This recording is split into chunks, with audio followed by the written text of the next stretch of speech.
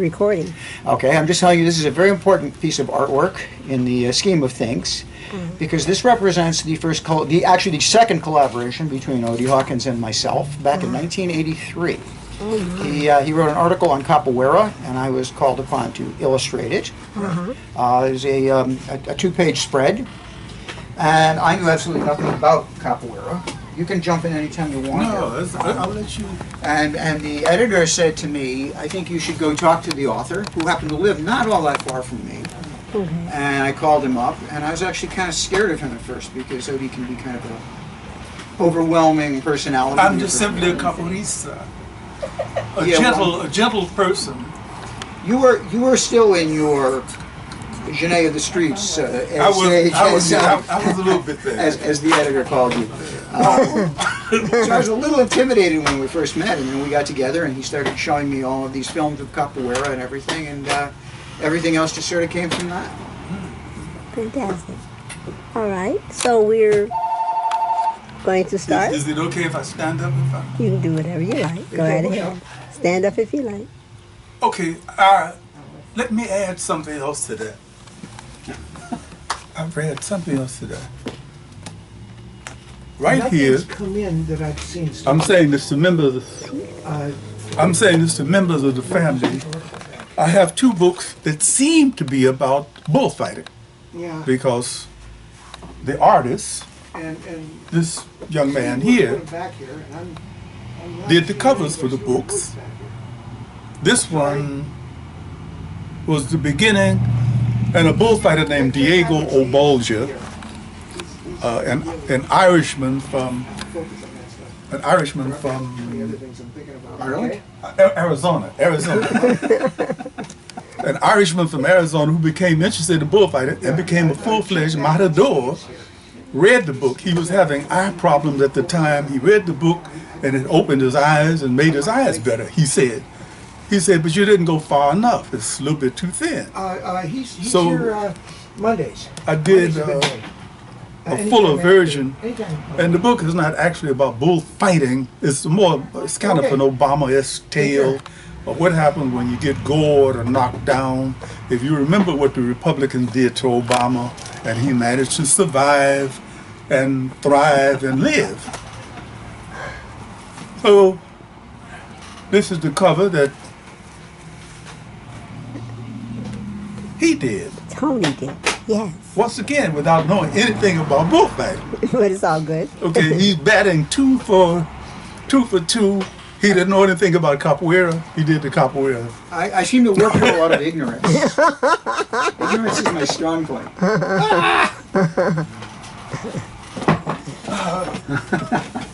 Okay.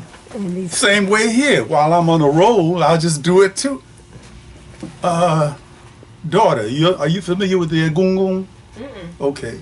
He wasn't either. The Egungun are ancestral figures, and when you see these African dances that are covered up and so forth, they represent ancestral figures.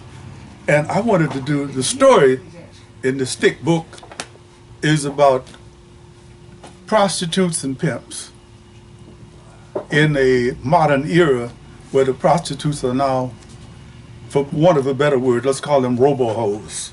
The pimps are the old-fashioned pimps, and they do what old-fashioned pimps do. They take the money from the women. I'm doing it as a satire. So what happens when prostitution becomes completely robotized? And as I said, he didn't know anything about the Egungun, who control a lot of spirits.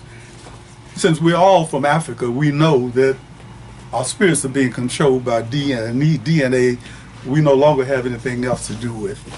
But here we are. and So Tony, once again, and the last book you wanted to talk. oh, this is the one that intrigued me. Keep my point, Zola. This is the one that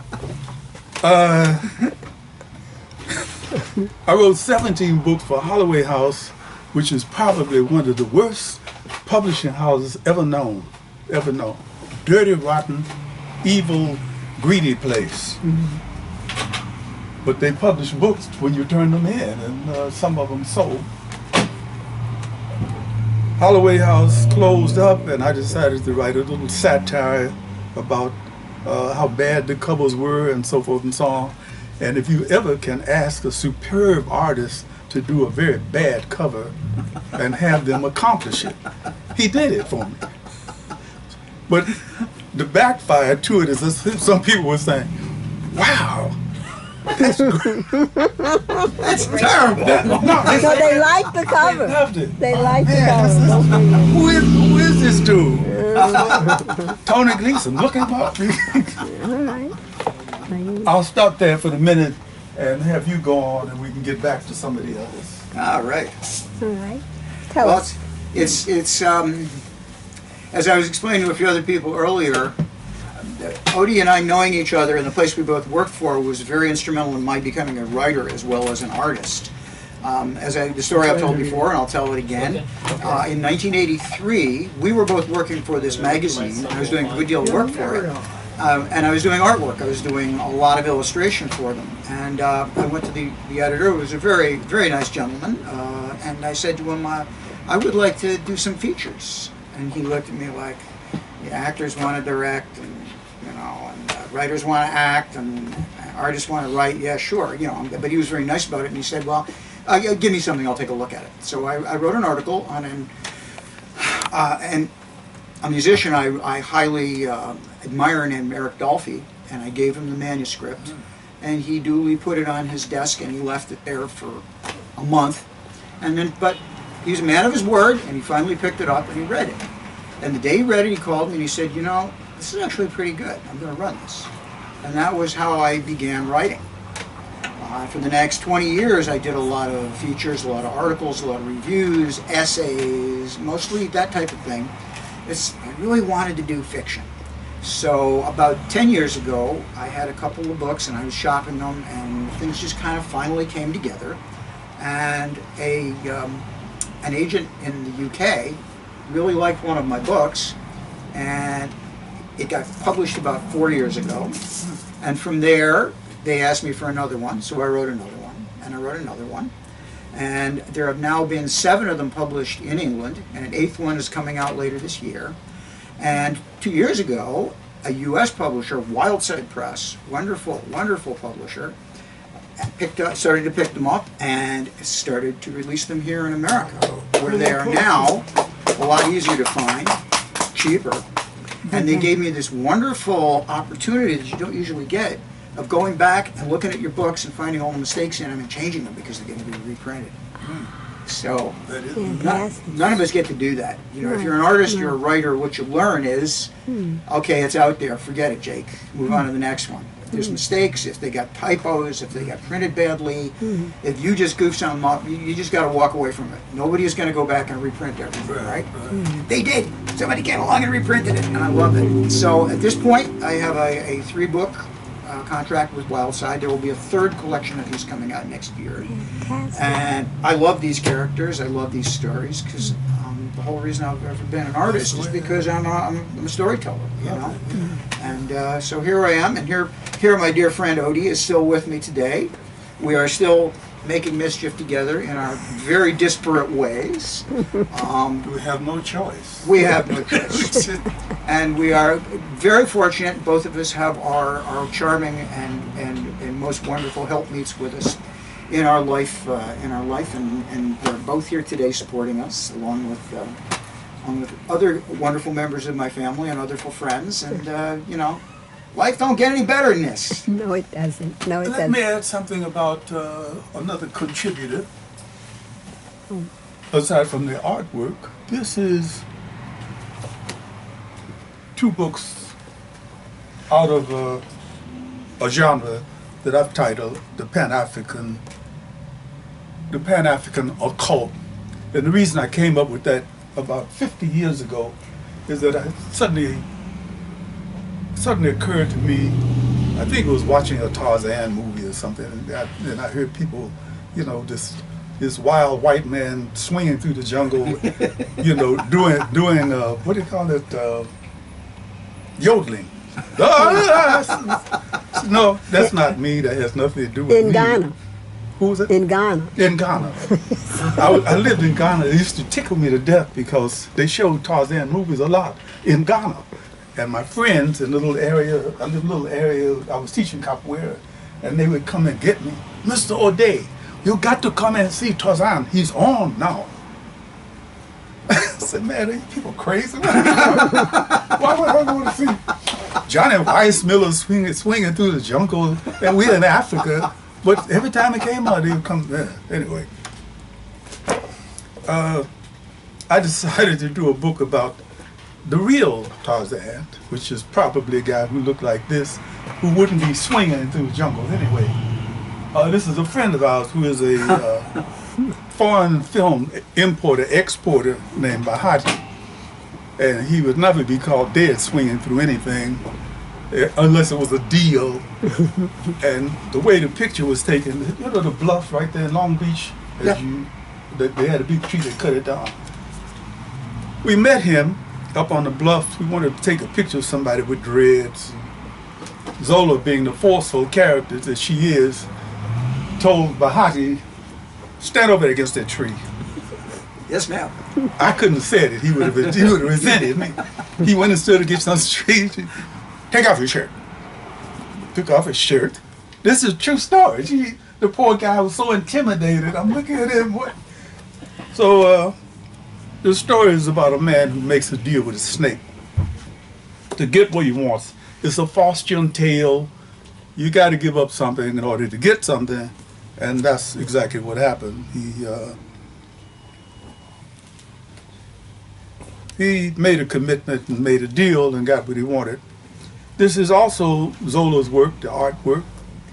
I wanted to get a little bit into this. I like it. I wanted to get, Oh, please, no. it's hard on yourself.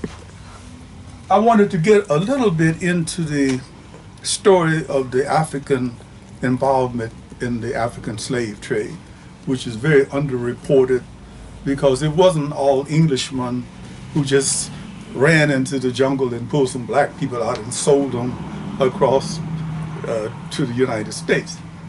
When I went to live in Ghana, we had real serious problems. I was invited to speak and so forth and so on. And I'm asking people, is my time up? You have a few more minutes. I got Go you. ahead. Now I'm beginning. 2 more minutes. Come on. Just talk. Just talk. Just talk. Anyway, I'm asking the people in the audience, how many people in here have ancestors who were taken away in slavery, who were enslaved? 500 people in the audience. Nobody raised their hands. So wait a minute. All of these black people, all these Africans here, you mean to tell me you don't have a great-great-grandfather who might have been my great-great-grandfather? You know, the African tree has a lot of branches, so it comes from this tree. They didn't want to hear of it, so I decided to write a book about it, which I think more truly captures the deal of what happened, because it was a deal. A lot of people, at some point in the future, the whole notion of slave trade will be like a footnote in history, but the truth won't be told about the African involvement in it. The important thing you're missing on this one is that there's a curse that has to be taken off for the you didn't sale. want to say that. Yes. Well, Okay. now you know. I don't want to say Okay. I'm not going to say anything else. All right. Tony, Yes, ma'am. okay, when you write a book, is it different to you than when you are drawing? Is there like a different mindset that you go into or what? Yeah, as a matter of fact, it's funny because a lot of people say to me, why didn't you do the covers to your books? Because I've designed books, I've designed covers, I've done all that. Yeah, a lot of advertising. When I do this, I kind of feel like I'm a different person. I kind of feel like there's a different aspect of me that's being involved, Okay. that's being explored. I don't want to do the covers. I found it very interesting to be on the other side of the counter, where I'm kind of wondering what the publisher is going to do with the covers of the books, what they're going to do with the, how they present them, how they design them. And I have to say I've been pleasantly surprised all through the whole thing. the Linford Mystery Series, which is the ones that come out of England, they have a very standard look to them. Every one of them, you'll notice, they all look very, very much alike, but there's differences within them that I'm very impressed with. Okay. One of the things that really impresses me is the designers read the books. I know that because when the cover comes out, that's the first I've seen it, and there are elements on those covers. Okay, they're using stock photos, they're using Photoshop, they're doing all the things that designers do these days, but there are elements in there that tell me they actually read the book I wrote, and I'm very impressed with that. Okay. You know, when I would illustrate books, when I would do book covers, one of my points of pride was to actually read the book whenever I was able to. Okay. You know, read the article before I illustrated it. A lot of people don't do that. A lot of people just go, okay, the title of the book is It's Her Fault. Let's let me do something that says that. You know. But these people actually, when they put out It's Her Fault, they actually came up with an element from it. This is the one that really impressed me because this is a very small but important element in the book The Other Frank, this kid with the rifle. And when I first saw that, I said, wait a minute, and then I thought, oh my God, they read the story. Okay. You know, it's almost a giveaway, but not quite. You know, I'm almost like, oh, I wish they hadn't done that but then I realized, no, that's not a giveaway, that's a subtlety. Okay. Very important difference. So I really like the idea that I got somebody else doing this stuff and coming up with something totally different than I would come up with. Okay. And I don't know, it's like I'm exploring this other side of me. It's like something growing out of my side. So where do these individuals in the book, where do they first come up? Do they come and tap you on the shoulder while you were sleeping and saying, write about me? It's funny. What usually happens is I start with an idea, and I don't necessarily have fleshed out characters. I just have, okay, I need characters who are going to do this. That was how the first book, Night Music, started. Was okay. There are eight murders in one night. Oh my! Eine kleine Nachtmusik. And wasn't in Chicago, was it? no, it's but my thought was, okay, what would then happen? So I had to have police detectives who would deal with it. And then what would they do? And all of a sudden what happened is their personality started to grow out of what they would then do. It was like a logical thing, step by step by step. And it was kind of scary because after a while the characters started taking on a life of their own. I would write something and I'd go, no, she wouldn't have done that. She would have done this. Right. And by about the third or fourth book, these were becoming like real people. Of course. You know, I can tell you about them. I can tell you where they came from, and where they told me. You know, I didn't create them. They created themselves, and there's something kind of scary about that. Yes, I do understand. And I think every writer Yeah. goes through exactly the same process. I don't know every writer, but every writer I've ever talked to tells me very much the same thing. That you start writing, you just keep writing, and the world expands. Yeah. The people grow, the people develop, the situations develop. They start logically doing what characters would do. You know, and I love that. I love that because I've even had like spur-off characters. I had a minor character in one of the early books, and I decided to write a whole book about her. And she just took on this wonderful life of her own. She became this great character. I think it's one of my favorite books of all. It's the one called The Pieman's Last Song, where it's about this small-town woman sheriff up in Northern California. And what's her name? her name is Wilma Acosta. Costa. And, she's one of my favorite characters of all. She's spunky and she's smart, and people tend to underestimate her because she's a small town girl. And there's one character in the book who tries to kind of talk to her kind of folksy like this, and she takes great umbrage to this, and she says, and you know, small town girls don't talk like that. You know, and so I don't know, and all this, where'd this all come from? I don't know. What this came is I put Wilma in the middle of this crazy you know, scenario, and she just started reacting, and all of a sudden there she was, you know, and I love it. She just came, she just grew, and she flowered. I love it. Do any of the women have personalities like your wife, Anne? I tend to write strong women, Ah, all right. intelligent women. I think that comes from living in a house of strong, intelligent women. Very good, Tony. Feisty. Thank you, sir. I tend to write feisty women that you don't mess with. I think that may come from just my experience. Those are the kind of people I grew up, you know, that I grew up with in my home, and that I respect and I like to write about. You know, there are no there are no shrinking violets among the women or the men in my books. Okay. You know, but they do have I like to think they have a very human side to them. My major female character is a detective named Jilly Garvey, and she's tough as nails, but she's also the one who shows the compassion when it needs to be shown. Her partner doesn't really know how to deal with somebody who's had to deal with like this traumatic event where they've just been through a friend of theirs has been murdered or something like that, and she's always the one who knows exactly what to say. So, to me, I think maybe my female characters are the ones that they may be the most well-rounded.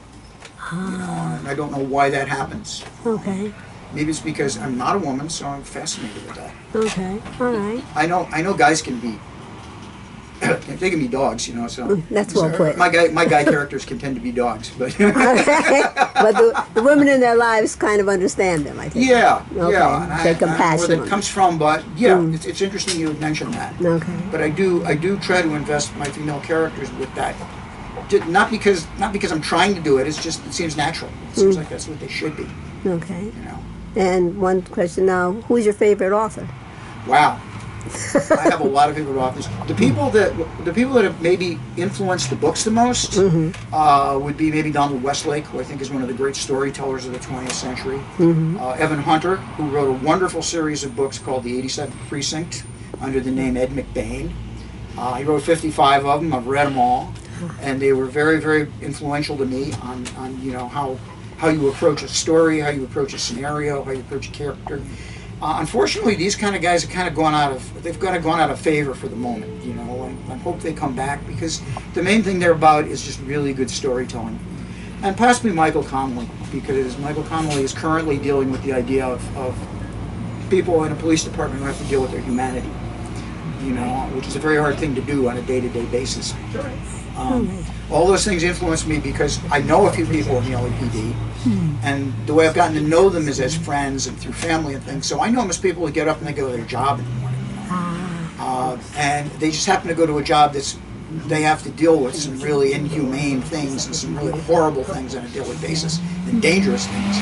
But my view is that they're people getting up and doing their job, and that's kind of how I approach this. And I think that was affected by the Ed McBain books and by the Michael Connelly books. So in this realm, I would say that's. Okay. Who's your favorite author? Oh, man. No, If I might I'm jump listening in to Yes. you because it reflects a lot of what goes on. If you don't have a compelling character that wakes you up in the middle of the night, probably the character is not very compelling. You told me about having to get up and do that. You can get up, Odie, do it. I wanted to point the finger at something else that might be influential for those of us who write many different genres. I'm looking at this one, Ancestral Meridians, and But you knew it. What's your latest? okay, yeah, my latest one. Also, and the connection that it has with the artist.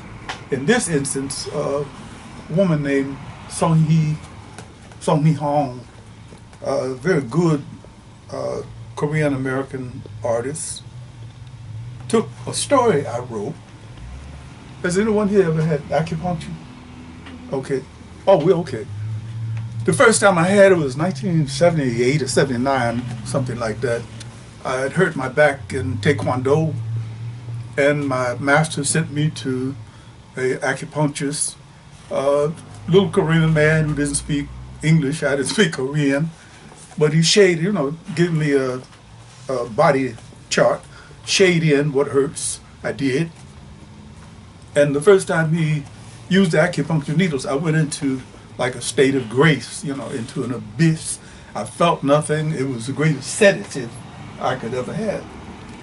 Consequently, over the years, I've had acupuncture a number of times, but that first time took me to many different places. One of them was ancient Egypt. And at some point, I was walking through some desert and came across the pyramids being built. The second time, I felt as though I was being squeezed in a box. And I recall reading the story of a man named Box, Henry Brown, in 1858, 1859, who had himself mailed out of slavery in Richmond, Virginia to Philadelphia. It took about 37 hours, 30 hours or so. He became a heroic figure to me. Like most claustrophobics, I couldn't imagine myself being in anything. I had a box built to those dimensions, and it took me all of 30 minutes. What am I? I'm lying. 30 seconds. It took about 30 seconds, and I was screaming, "Let me out of the box." This guy stayed in the box for 30 hours. The third part of it had to do with, well, I won't tell you, but it deals with what happens when you go under in a certain kind of way and you wind up finding yourself in another dimension. I haven't been focusing on one genre. As you can see, I tend to write what I want to write when I feel something about it, and that's that. I'll stop and give Tony another shot at it. Go ahead. I would still ask you, who is your favorite author? Zola threw it at me, I'm going to throw it at you. In whatever genre you want to talk about. I would really like to say Nikos Kazistakis, who's a Croatian writer, really. Zarba the Greek. Yeah, Zola the Greek, but Last he wrote Temptation. Report to Greco, and a number of other books that deal with a spiritual search. One scene I'm thinking of is that he feels that what is happening to us as human beings is inhuman, and he goes on top of a hill one night and he's shouting and screaming at a village below him, "I hate all of you all because of what you make out of me." You know, if you can get into the kind of angst that happens into it with us sometimes, you're searching for something that's going to be very humane, and realize it's impossible because this is an inhumane situation we're in, this world that we're making. So you just have to deal with it. I'll end this and let Tony go back to talking about the creative impulse. Once again, Zola Salena-Hawkins did the photography. I had the idea when the Blue Line first started operating out of First Avenue in Long Beach. I had the idea to do a book on what was happening on the Thank you. on the Blue Line. And the first thing I noticed is that it was black and brown. Initially there were a few white people, but mostly it was a black and brown scene. And the interactions we had with each other were very strange because, as you know, many black and brown communities are mixed and almost side by side, but we refuse to learn Spanish, and they know too much English, so this becomes kind of complicated at times. I'm thinking the guy who sat next to me started talking about the people across the aisle were speaking a language he didn't understand. What is this Spaniole? What's Spanish? You know, I don't know. Where you from, man? Cuba. So that put us at odds with each other. But then I had to explain to him, you got to stop being that way, man. If you're going to ride the train and you really want to know what people are saying, learn Spanish. This is what happens on the train. We get to learn each other a little bit more about each other than we knew. Black, white, and brown on the blue. Oh, Zola's, oh, did you see Yes. Zola's photos? Beautiful. I'm familiar with this guy. All right. There's a great story about the Blue Line.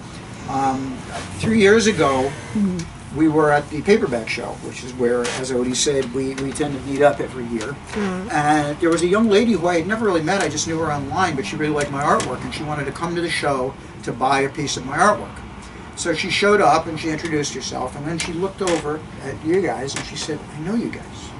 She says, "I know you guys from the Blue Line. Remember that?" Oh, yeah. She's a Hawaiian lady, Right. lovely Right. Hawaiian Yes. lady. It's wonderful. Right. And I'm like, what a small world. Because you were just telling me about how you had just done this project about being on the Blue Line and everything. Here somebody shows up, you know, it's a living example of exactly what you were just talking about. Right, it happens all the time.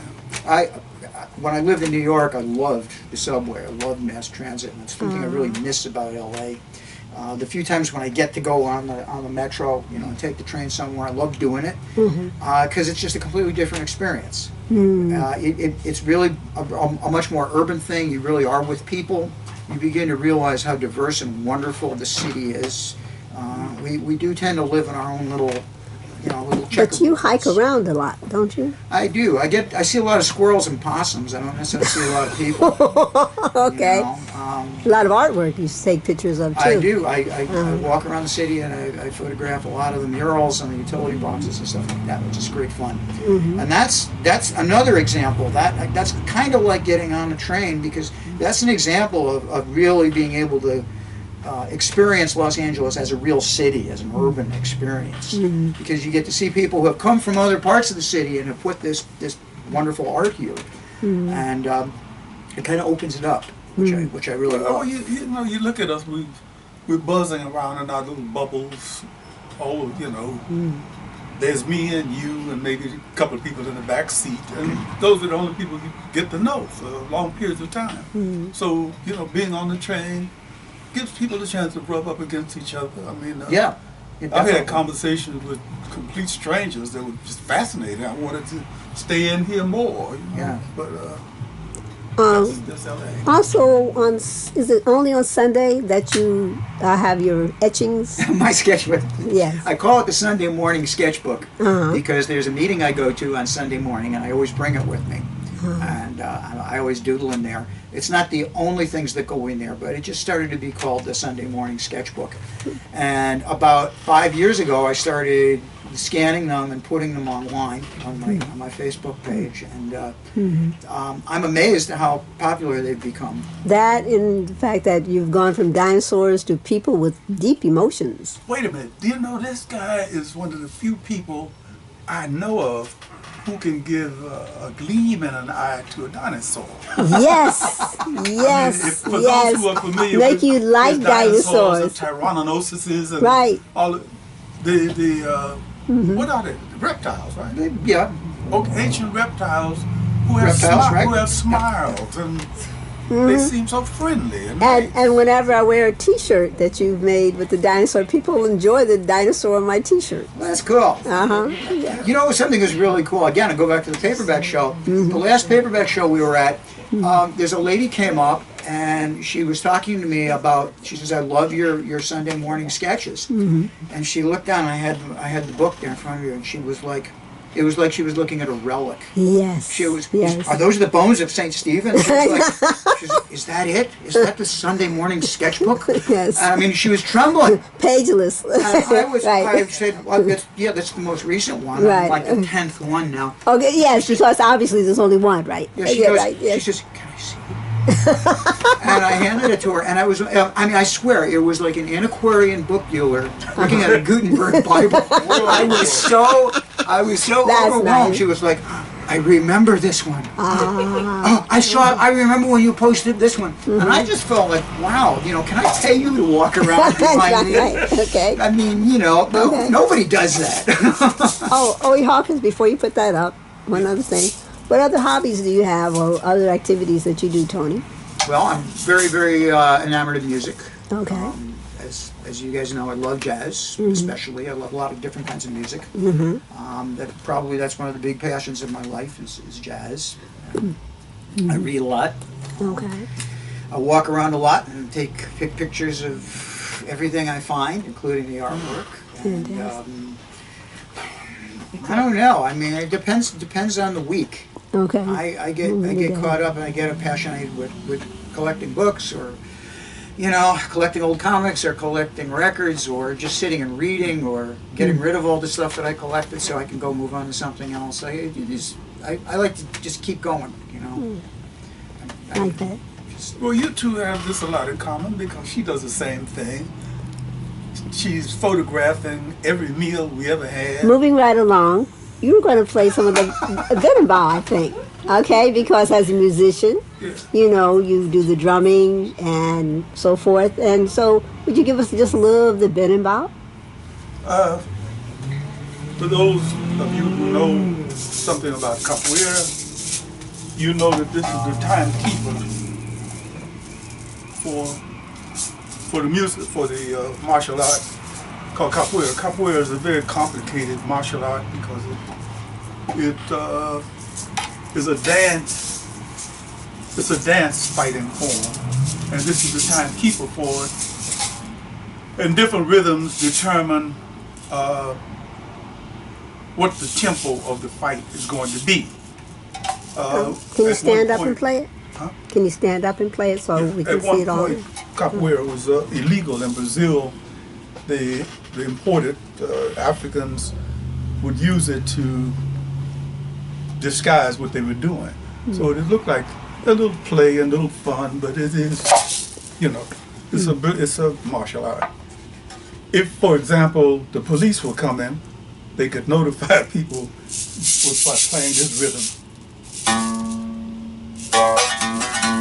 They were riding horses at the time. It's called cavalaria.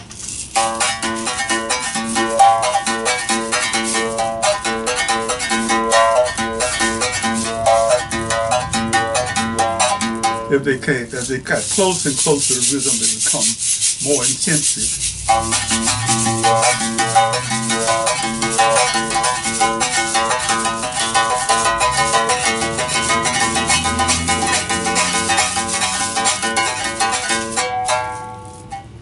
If they were caught, it was too late because this one is a little bit more pleasant. It's called Chambinda Grande.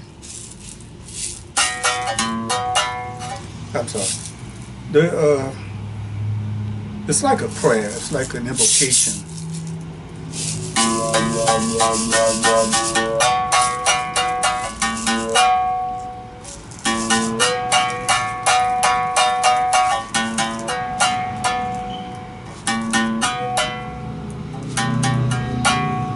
Now this is the jazz part of it.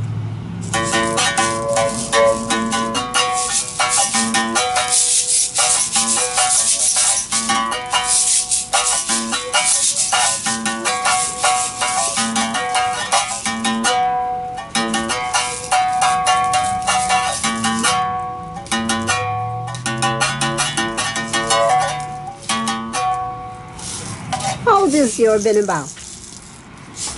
Older than you. I know. No, it's 40 years old. This stick comes from Brazil, and the first man I studied with, Henrique Cristobal Garcia do Nascimento. It took me almost as long as learn how to pronounce his name to learn how to play the berimbau. But yeah, about 40 years ago when we started doing this, the first thing you have to learn is this vocal music. I can teach you a song if you're interested in about 5 minutes. We're Is there time? as well. We're wrapping up our story, our session, so that we can move further along. And so, and you mentioned. Took over this. I didn't know. Okay, I didn't know she was great. you mentioned jazz was you like jazz. Who are some of your favorite musicians in jazz? Oh, I could endless. Endless. We were talking earlier today about Miles Davis and John Coltrane. Okay. One of the things Odie and I were talking about here earlier, I'm not sure if you were around, we were talking about it or not, was how you have this tragic thing that's happened, especially in jazz, but in a lot of different music, where we lose musicians very early. Sometimes we lose them before we know who they are. There are wonderful, brilliant musicians who have died before most people got to know them. There were wonderful, brilliant musicians like Charlie Parker, who died early, but did have a chance to make a mark. And we were talking about what would these people have done if they had lived. Mm-hmm. And one of the things Odie came up with, which I liked, was he used the metaphor of a crucible. He said maybe these people had to go through some kind of a crucible to become the brilliant artists they were. Now, some of them came out the other side. John Coltrane, Miles Davis. These guys, they had their drug period, they had their jail period, but they came out the other end and continued to create, and that's why we know them as these immortal artists today. You could make a list of 100 other artists who maybe could have been in that pantheon, but we lost them too soon. They didn't make it through what he called a crucible. Right. I'm fascinated by this whole idea that jazz was something that arose out of limitations. It arose out of the fact that people were only given certain ways in which they could explore their talent. Charles Mingus was famous for saying he drove by the New York Philharmonic one night. He said, I can name you 50 people who should be playing in that, but they never got the chance to do it. Wow. And yet out of these limitations, great artists, you can't cage them. They find some way, they find some window to go out of where they can bloom. And as a result of this, these limitations, you have this wonderful art form that formed. You couldn't stop these people. And I think that's one of the fascinating things. I think in some ways you really have to be maybe squeezed in that way. I think in some, I'm not talking about the drugs necessarily, but I don't know if leisure time and having all the great foods you need and all the wonderful drinks you want to have will necessarily help you give birth to a really refined art. In some ways, it's almost like a tempering of steel. As an African American in America, I don't see how we can possibly be here in the way that we are. We were talking about it the other day about, sisters with attitude. You've been raped, you've been enslaved, you've been this and that, and yet she's a queen. And you can't say that she's not, especially if you want to get along with her. How did that happen? Some people who've been squeezed and tempered in that way just simply put their tail between their legs and just drop out. Okay, I have a question for both you gentlemen. How has your family helped you with your writing? Tony first. You don't want to do that one first, huh?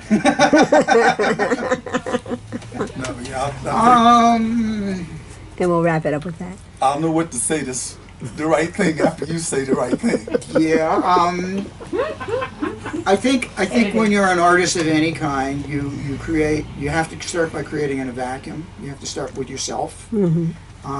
At some point, I think the people who best know you, the old expression, you don't get to be a prophet in your hometown, like it says in the Bible. Mm-hmm. Not that I'm a Bible thumper by any means, but Mm-hmm.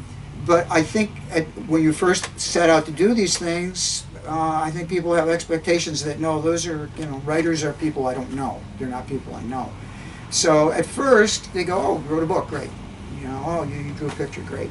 But along the line, they get to know it. And in my case, the people of my family have been very encouraging. Many of them have read the books, which is, pretty good. But it takes a while. It takes a while before somebody.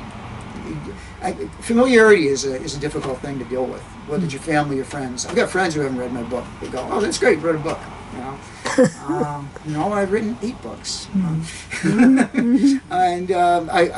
it just takes a while. Sometimes it takes the people who know you longer to come about than the people who don't know you. If somebody walks in the store and they go, "Oh, Tony Gleeson, Odie Hawkins," they go, "I don't know these guys. I should know these guys. I should buy this book and read it." A friend of mine walks in here and says, "Oh, Tony, you wrote a book. Nice." Well, they say with John Grisham that there's a place in Memphis that it's a bookstore that he tried to promote his book there, and they didn't want to sell his books. Wow. But once he became famous, they contacted him and said, "Come on down," and he said, "That's okay, I'll pass." So. All right, I'm going to slide off the griddle here and I'll read this one to you now. How do you answer that one? Okay, coming from a non-literary background, it took a long time. I have like 32 books, 36 books. And it was only after about the 15th or maybe the 20th that some people, I'm thinking of my Aunt Mary, for example, who kept asking me, "Who did this for you?" Wow. Who did this? No, I did it. The whole concept of somebody sitting down to write a book. No, books come from the library. Books come from places, not from anybody I know. We finally got around to it, and she conceded that, well, your name is on it, so that must mean that you wrote it. Fantastic. Can I tell you my favorite Odie story? Please. A few years ago at the book show, There's a very famous science fiction writer named Larry Niven who walked by. Larry Niven writes these enormous epic books. They're thousands of pages long. They're big, thick, marvelous, really, really famous books, like the epics. And I happen to know Larry, and when he came by, I said, "Larry, have you ever met Odie Hawkins? Odie, have you ever met Larry?" And they said, "No, I don't believe so." And they shook hands. And I was the fly on the wall, and I was listening to these two very different writers talking. And Odie says, "So tell me something, Larry. Tell me about how you work." And he's saying, "Well, I like to write these books about exploring all the implications of what could happen thousands of years into the future and everything." And Odie says, "How long does it take you to write a book, Larry?" And he says, "Oh, about 4 years." He says, "So tell me about your work, Odie." He says, and Odie's telling him a little bit about the different kinds of things he does. And he says, "So how long does it take you to write a book, Odie?" And Odie says, "About 2 weeks." Back to the future. That was the best. That was the best story the ever. But you're doing it 2 weeks, you don't sleep. No, we don't. It's just totally constantly immersion. writing. But before you get to those 2 weeks, you may have spent 3 months or 4 months doing the research or creating the outline. Or all your life. Yeah, I mean, that's exactly. Yeah. At this point in time, at 81, if I can't sit down and write what has come out of me during the course of this time, then I need to relive some things, and I'm not going to do that. So. Okay, at this point I'm going to ask Dave, would you come here for a minute and tell us about your store? It's almost time. And we appreciate the opportunity for a book. Sure. Okay. Yeah. Bookstores are a lot of fun. It was a retirement business for me. I retired, and you can't stay retired. You have to do stuff. So I opened up a bookstore, which was all you need: shelves, books, little brain damage. Let me get a little bit closer to Odie a little bit. Yeah, there we go. All right. And where are you located? Redondo Beach, Okay. Redondo Beach is kind of big. Can you give me an address? 2123 Artesia Boulevard. Ah, okay. And you've enjoying this business? I've been doing it now for 25 years. I'm thinking about giving it up pretty soon. Okay. No. But I did a lot of stuff. I retired and did all the things you're going to do when you retire. What were you doing before you started the book business? Aerospace and real estate. Wow. Fantastic. Well, And I retired, and I was going to sail around the world. And sailing's a lot of fun, but it's uncomfortable. Sailing around the world would be being uncomfortable for a long time. So I sailed up and down the coast, and I was aided in my enjoyment of that by a strong libido. fantastic. Excuse me? Strong libido. You fell in love with the ocean. No. Marina Del Rey, and I was. What was her name? What was her name? Whose name? What name? Marina Del Rey. Oh, I'm sorry. All right, gentlemen. This has been quite a pleasure. I want to say that there's a raffle, and the two people who win in the raffle will get 20 minutes at Starbucks with Odie and Tony. Second prize is 40 minutes. And also, there's also winning a certificate for $25 to buy a book here at Dave's bookstore, bookshop, okay? And that's sponsored by Cosmic Muffin Publishing House. And so, just want to thank you very much for the opportunity. We've enjoyed it. Yeah, it's nice having you. Both of Okay. you gentlemen seem like you're fascinating, and I'd love to spend time talking to you. Which will you We'll be do? back. We'll be back. Then until another day. Thank you. Bye.